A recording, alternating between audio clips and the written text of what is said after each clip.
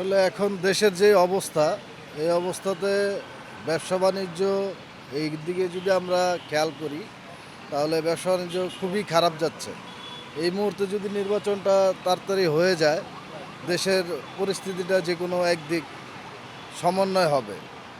তা আমরা আশা করতেছি যে নির্বাচনটা দ্রুত হয়ে যাক, যে কোনো একটা দল আসুক। আইসা দেশের ব্যবসা বাণিজ্য, সাধারণ পাবলিকের নিরাপত্তা সব মিলিয়ে ঝিলিয়ে দেশটা সচ্ছলভাবে চলুক।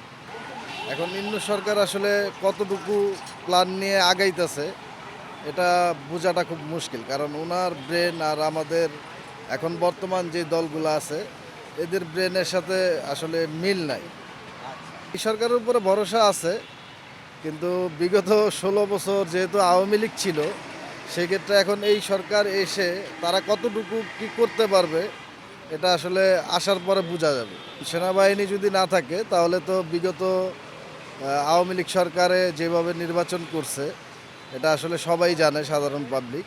তাহলে এই সরকারও তো তাই করবে, কারণ দেখে দেখেই তো সরকার আপনার পদক্ষেপগুলো নেয়, শিখতেছে। অতএব আর্মি মোতায়েন করলে এটা সুস্থভাবে